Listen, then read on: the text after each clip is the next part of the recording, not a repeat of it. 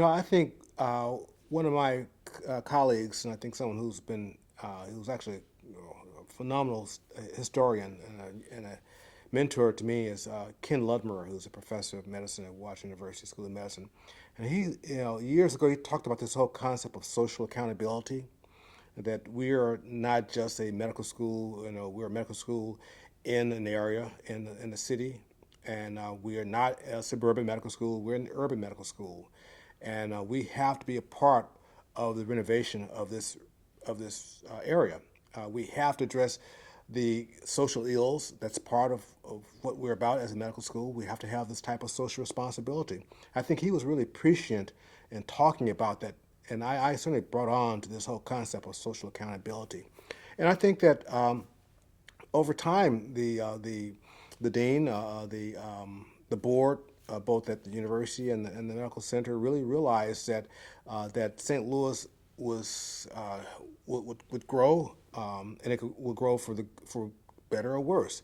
And if we were involved, we could have some role in improving the health of the community as well as improving the structure of the community, which would certainly benefit the community, but it would also benefit us because our staff lives in St. Louis.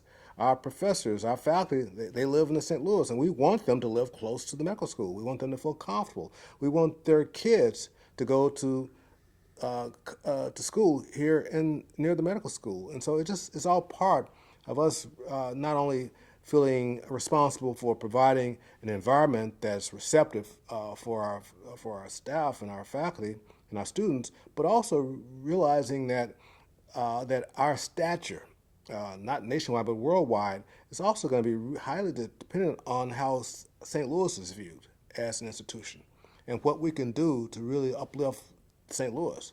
So I really felt a really strong concerted effort to invest heavily in St. Louis proper. Now that occurred over the past, from 1980 when I first came here up until 1990. I mean, there was a lot of kind of purchasing of some tracks here and there, and getting very involved in the boards, overseeing the construction of certain homes, certain businesses in the West End. So we had that to a degree.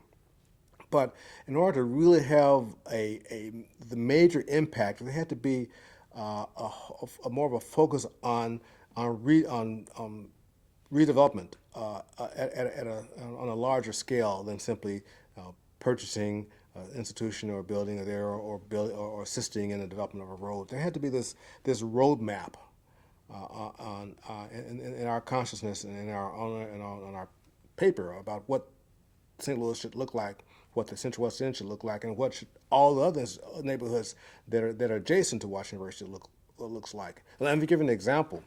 And so I recall it must have been 1995.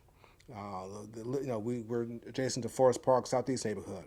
And I recall in 1985, at the time I was the medical director of the old regional hospital. And I came 6 months later to Washington University in my current position. And one of the first things that happened when I came here was this horrific scene on network TV of a crime, of a drive-by shooting in Forest Park Southeast neighborhood where a young man is using a kid as a human shield. It was a crack deal gone bad. So this is just horrific, literally right outside our front steps, outside of Hutland Park. And I think that really was a wake-up call, that we're not just responsible to improve or to renovate the city for the sake of having a great place to live, but there's an issue of safety also. And we have to be good corporate citizens. And it was during that time that another great colleague, Jerome Flans, professor of pulmonology, when he retired, became really active with Richard Barron and Barron Associates, McCormick and Barron, and another wonderful person, Sandra Moore, in Urban Strategies, and looking at how the university can work with the Forest Park Southeast neighborhood to make it a safe, livable community.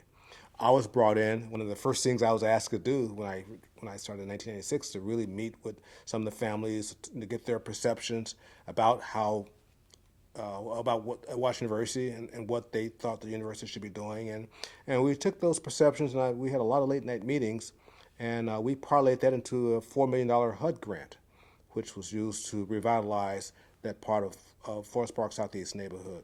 At the same time, we created a student-run clinic, and we intentionally placed it in the Forest Park Southeast neighborhood next to the one of the federally qualified health centers there, Family Care Health Center. And all this was just part of our concerted effort to really build up that neighborhood for everyone who lived there. Our goal was not to gentrify it, but it was just to make that a very livable neighborhood for everyone.